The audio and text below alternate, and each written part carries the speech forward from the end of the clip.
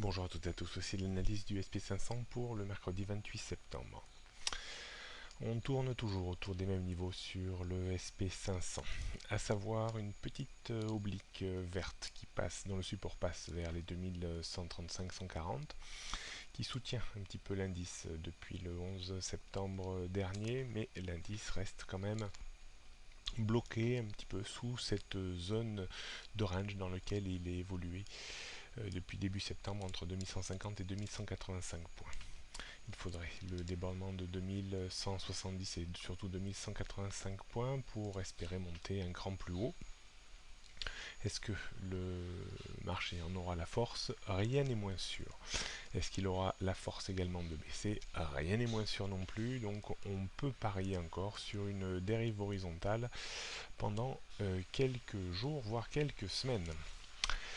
On note néanmoins à chaque faiblesse de la bourse américaine une faiblesse accrue sur les marchés européens. C'est toujours un petit peu cette même situation où lorsque l'on perd 1 aux États-Unis, on a tendance à perdre 1,5, 2 voire 2,5 en Europe. On jette un coup d'œil donc sur les résistances, donc 2160, 2185, 2210, c'est une grosse zone compliquée à déborder.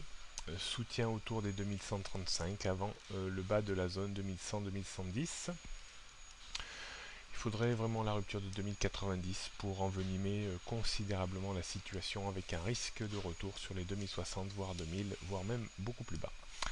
Tendance toujours haussière à moyen long terme au-dessus des 2090-2100, à long terme, moyen et long terme, toujours aussi au-dessus de cette zone, pardon. Et la tendance court terme, eh bien, on peut considérer qu'elle est neutre au sens large entre 2100 et 2185 points. Bonne journée à toutes et à tous.